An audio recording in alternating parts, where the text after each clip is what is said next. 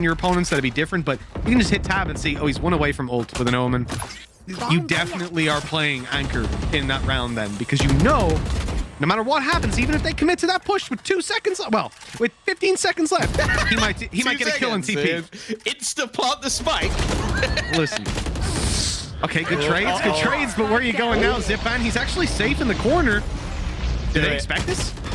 They didn't know there was a gap. Sulcus' showstopper's just being cancelled out. At least they trade. But that leaves it into even numbers, which honestly isn't that great for Liquid as they push forward because there's a bit of a stack. They've dealt with Shell, but no, it's Sagetsu. It's only good for the one, though. Thankfully, the spike's still down on top. Oh, no. And Patty's just made it here. He's got that control now. Just like, oh, hello. Okay. That's a free bit of information for him. The thing is, though, there's plenty of time. Like, we're not down to the last 10 seconds. There's no real reason for them to rush. This read is fantastic. Oh, it looks the wrong way. And then he would have won the round. If he had have just learned that lesson. Of course, of course. Yeah. Oh, well. Shao is on top of his wall again. I think it's 6 rounds for Liquid is fantastic. Like, they're in such a good spot here. Obviously, I feel like FPX still have a good opportunity on their attacking side, but they are using their utility to just clear these aggressive angles. It's so necessary for FPX to try and get aggressive on these spots on the map because they just don't really have the utility to play passive.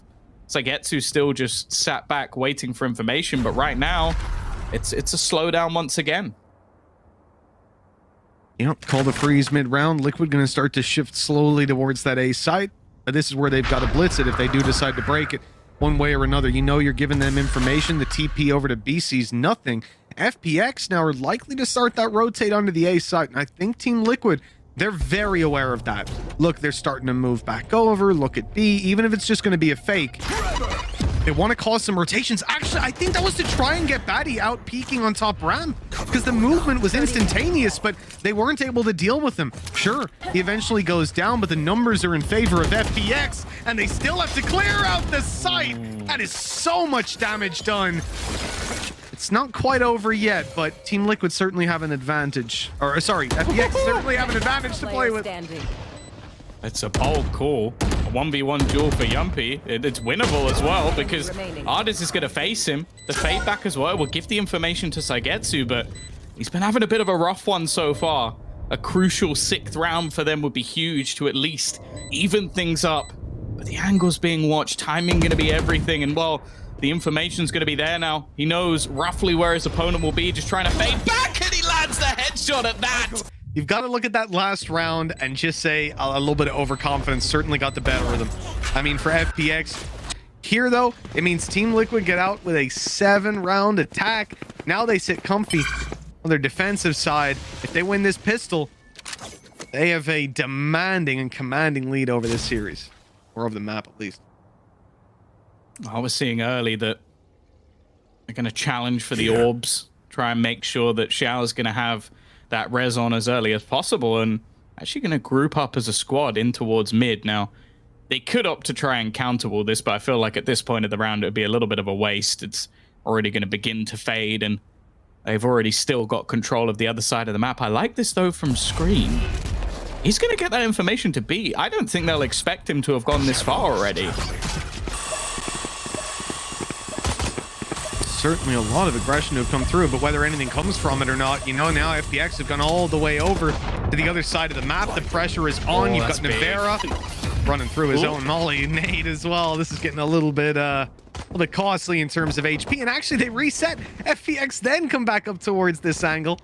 I like that. You know, they're clearing it out. They're not letting the pistols have the close range fights for heaven, and now when they move to site, they're going to be able to look at those duels together as a unit, grouped up, and with 30 HP here, Navera needs a teammate to swing with them. That's exactly what's happening. Scream's got this. He had the flank the whole time. Oh, it's actually a bit of a whiff. It looked like a good opportunity for it to kill them off. Instead, they've swung it back. Scream down into the 1v1, looking for that final shot. Neither player seemingly landing it, and Xiao's gonna win. Sometimes that accuracy ain't quite there for you. Look at this, man, getting up behind. The shots aren't landing. He gets a reload in the open. Hits this eventually, and then the Oh, it's so devastating, man. Okay. Even the one-tap machine malfunctions every once in a while. It just needs a little reboot. Liquid are not in too much danger, but they could have almost set themselves up to put this game to bed. So it's a big round, because that's it. He had that flank for a long time. It was just the quick succession of frags coming out from FPX that was a shock to me, but even still, like, probably still should have been the round. And wow. Xiao's almost got his res. They've been farming this up. They've given him the orbs, but it does also help that it's Xiao, and he kills a lot of people, in case anybody didn't know. He does actually, yeah, one or two. Every once in a while. When he fancies. Look, this is a foot in the door for FPX after picking up that pistol. They've got to be very cautious not to give anything away. And look at this, walking into the perfect site. They've naded, they've walled to make sure no one sneaks through, but there is no one on this half of the map, so they are comfortable to get that plant down. And then for Team Liquid, I mean, especially with a shorty and a classic, you'll probably be happy enough to just die to the spike. Yeah, it's one of those spots where, okay, if you can get a player to drop their weapon, maybe make things a bit costly, great, but you don't just want to be handing over those ultimate orbs. Now, obviously, for the remaining players, I guess they're not going to get too close to their ults anyway, because Xiao's already got his res, which is wonderful going into a bonus round, because it means that you can have someone like Artis go for these audacious play with very little risk. Like, if he's going to go face the player in B main, well, they can't hold B main the entire round, so you just get him back up in a moment's notice. So this could be huge, and yeah, you are correct. They're just going to go in and die to that spike. Take the spike and run into a site. He'd probably pick Xiao. Yeah, and every time he dies, they lose. That's basically it.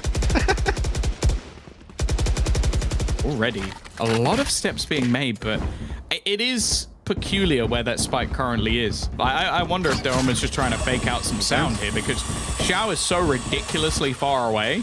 Yeah, they're just going to run it all the way back down into the vents. The problem is they faced into screen, but they trade it out, and that's all right. They can now pick up one of those extra rifles, and, well, what was starting off as a bonus round now looks like an excellent spot. And just remember what ultimate is currently online, Mitch. You will not. There you go. Artis is back up and online into this fight. Doesn't have a blade storm to work with, so he's just going to be playing that Spectre. Yeah, someone's nicked his rifle. Solkus, he's heard the step. He knows there's a player close. Good nade. That's going to divide the forces a little bit, but he's not able to make anything happen. Artis is running out onto the site. The trade coming in far too slow. The flash not there nearly on time. That's a big problem. Spike down. Oh, the timing was just off by a mile there. We are left with Patty G, 1 versus 3. And I think this is starting to come back to some of the points we made earlier on. They knew, okay. Bonus, like they used the res, so it's a bit more costly. Yeah, they should have won the round, don't get me wrong. But the buy on the other side stinks. Like, oh, for God's sake. I was about to say, they almost had a triple judge. Now they have a double judge, and well, Yumpy catches the fast play from Zipan. It's grotesque that this is something that's manageable for Liquid. They have a judge crossfire. They are currently using, it says, Scream and Yumpy are currently using a judge crossfire, or they were a second ago, in A heaven. What the hell? I've never seen a judge crossfire before. Maybe seen one with a shorty. I think that's just called a blender. Yeah, no, you're not killing anyone there, man. Maybe if there was team damage to, you know, there should be team damage with just the judge. Crossfire with me, bro. You're gone. I like the reset, though. After facing off there initially, you're not expecting the player to still be holding those angles. The problem is there's still plenty of utility and weaponry available. Navira are going to have that molly down, which will eventually be challenged for, but they've still not cleared the back of that site, and that judge is still available. Now, that's a big kill. Navira being down on the site gives them the opportunity to plant, and one thing that judge sucks at is the range. Artis thought about going in that smoke. In fact, he dashed into it for just a second. He was visible, but luckily, I think a player was like knife out other side. This time around, you know, if Yumpy's at least managed the upgrade. He's now got a rifle to play with. Artis is down, and the push towards the site now starts to come in while all this utility is pushing the players back on FPX. But Sagetsu, he takes a moment to strike up in heaven. He's got to win this duel. Oh, there we go. It lands in his favor eventually. The rest of the team can rotate in. Yumpy can use the distraction to get some damage done. Instead, he gets isolated after plant, and that's where the judge is now useless. There's a showstopper here. I'm just glancing at that right away. Solkas pops the nade. They know what's on the other side. He's not even going to use it up here. I mean, understandably, maybe if they started to stampede towards the site, you could pop that out, but FPX being understandably very cautious in this round up against these pistols. Yeah, the one thing I've really liked about the FPX's Barons, or something I sort of theorized in the first half, is that they'll almost have to like disrespect a lot of the utility from Liquid. Otherwise, wow, has it really been that long? I was about to say, am I tripping? But no. It's one of those scenarios where if you don't disrespect the utility that Liquid has, you're waiting until the time runs out.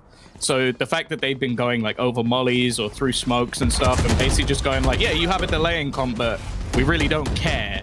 And it's similar to this scenario. Like, they've got their own utility, and now they'll just go out at elevated angles and make sure that they clear everything properly. And it's just not allowing that time to be wasted anywhere near as much. Oh, thankfully, no knives this time. Just a nice, clean sight push. Again, just look at that timing. Poor thing Scream. He was